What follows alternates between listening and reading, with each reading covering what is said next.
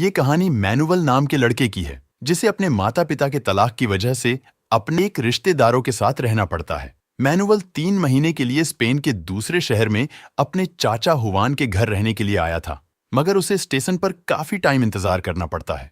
Manual पहली बार अपने रिश्तेदारों से मिल रहा था और अपने माता पिता से दूर आकर वो निराश था, पर उसका अपने घर से दूर रहना जरूरी था क्योंकि उसके माता पिता एक दूसरे को तलाक देने वाले थे। मैनुअल जब हुवान के घर पहुंचा तो उसे पता चला कि उसके 3 चाचा है, जो कि ये तीनों बड़े ही पेलहरबाज आदमी हैं। ये लोग एक ही बिल्डिंग में रहते हैं, मगर उसे 3 महीनों के लिए अलग अलग घरों में रहना होगा।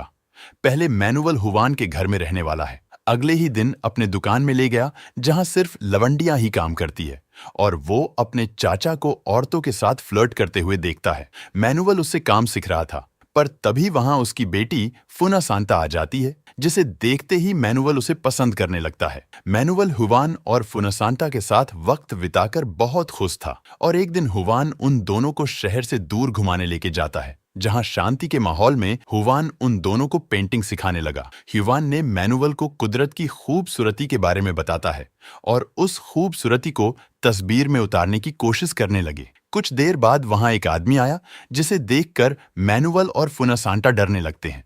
वो अजीब सा आदमी अपने आप को भगवान कहता है और हुवान के कहने पर मैनुअल ने उसे खाने के लिए उसे एक सेब देता है। फिर भी उसकी अजीब सी बातें खत्म नहीं हुई और वो फिर से कहने लगा कि मैं गायब होकर दिखा सकता हूं। ऐसे ही अजीबो गरीब हरकतें करके चला गया। और फिर हमें अगले सीन में दिखाया जाता है, फुनासांटा अपनी माँ से डांस सीख रही थी और वही मैनुअल को हुवान कला के बारे में समझा रहा था। हुवान की वजह से मैनुअल कलाकारी के बारे में और कला की खूबसूरती के बारे में समझना शुरू कर दिया था, पर इस बीच उसका ध्यान फुनासांटा के पूसी पर ज्यादा ध्यान था। मैनुअल धीरे धीरे फुनासांटा को और ज्यादा पसंद करने लगता है और ये बात फुनासांटा भी समझने लगी थी, क्योंकि वो भी मैनुअल को भी पसंद करने लगी थी। इसीलिए वो दोनों हर समय एक दूसरे के साथ रहते थे। इसी बीच फुनासांटा को लगता है कि मैनुअल खुश नहीं है, उसे बेहतर महसूस कराने के लिए अपना लालीपाप चाटने के लिए दे देती है और कहती है, मैं तुमसे कभी भी अलग नहीं रह सकती हूँ।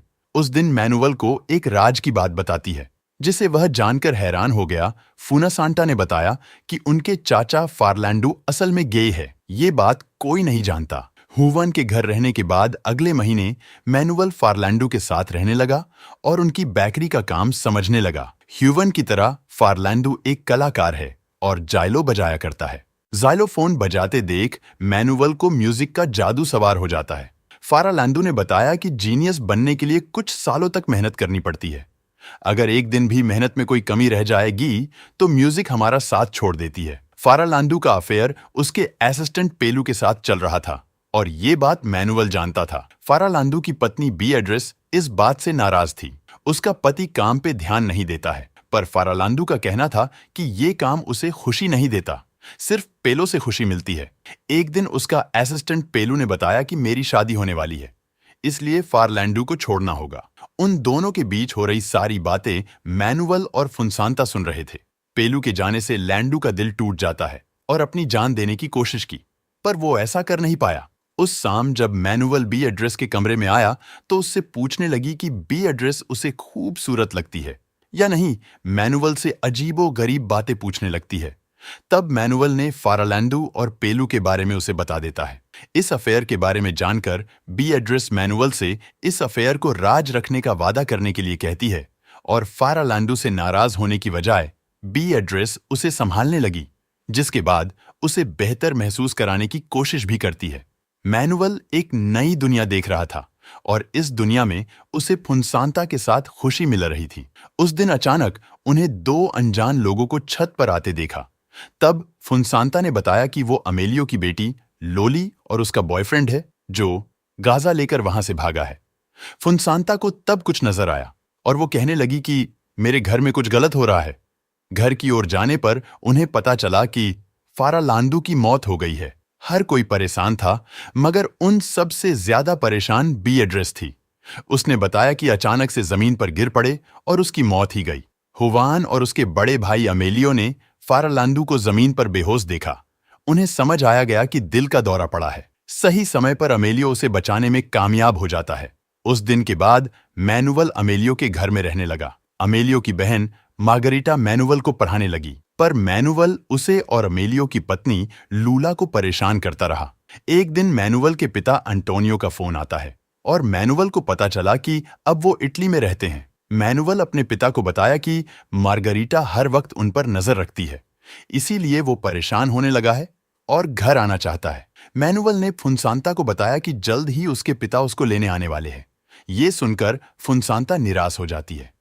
मैनुअल और फुनसांता एक दूसरे से शादी करना चाहते हैं, पर वो जानते हैं कि दो कजन्स एक दूसरे से शादी नहीं कर सकते हैं।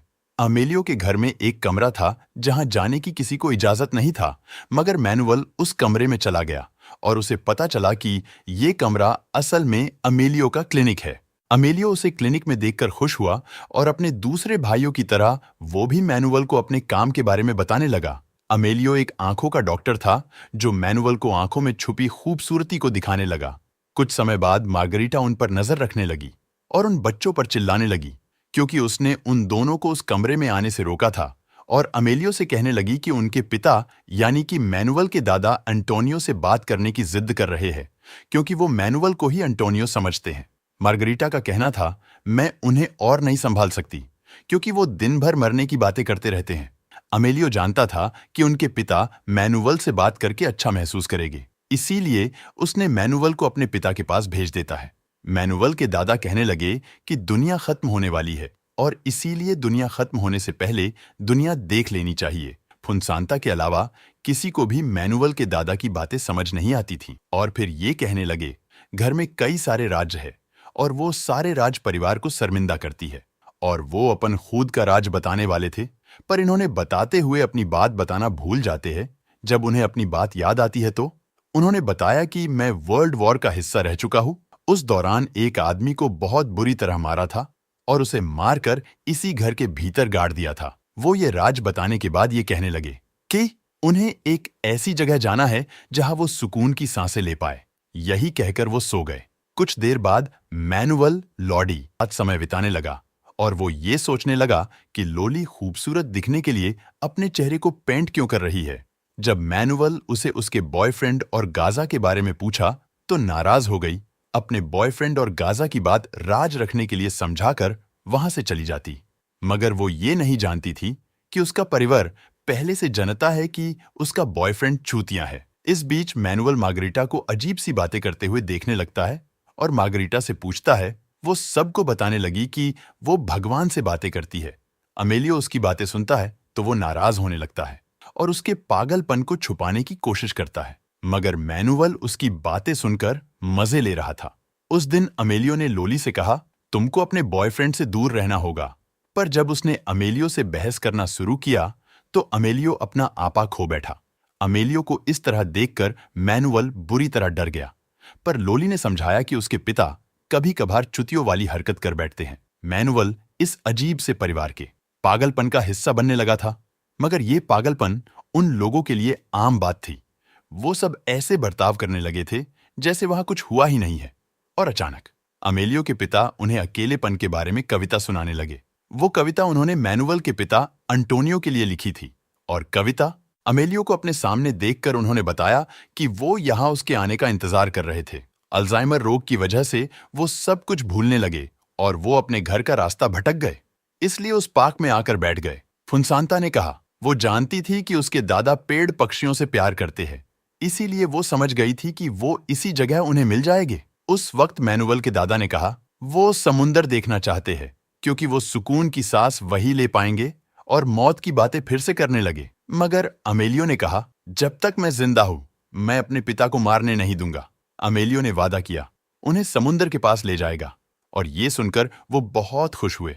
घर जाते हुए अमेलियो के पिता एक और कहानी सुनाने लगे और ये कहानी सुनते सुनते ये सब लोग घर पहुंच गए और उस दोपहर उनकी समुंदर देखने की ख्वाहिश पूरी हुई और मैनुअल अपने पूरे परिवार के साथ बीच पर गया और पहली बार परिवार वाले बहुत खुश थे और उन सबको देखकर फुनसांता के दादा को सुकून मिल गया। सालों की सुकून की सांसें लेने की ख्वाहिश पूरी हुई और आखिरी ख्वाहिश पूरी होते ही उसी बीच पर मैनुअल के दादा की मौत हो गई। उस पूरे परिवार की तरह मैनुअल भी दादा की मौत की वजह से दुखी था, पर उस वक्त अंतिम संस्कार पर मैनुअल के माता पिता भी आ गए थे और तब मैनुअल को एहसास हुआ उसके माता पिता के अनेक बाद उसका और फुनसांता का रिश्ता हमेशा के लिए खत्म होने वाला है। वो आखिरी दिन था जब उन दोनों ने एक दूसरे को देखा, क्योंकि अंतिम संस्कार के बाद मैनुअल अपने माता पिता के साथ अपने घर लौट गया और मूवी यहीं पर समाप्त हो जाती है।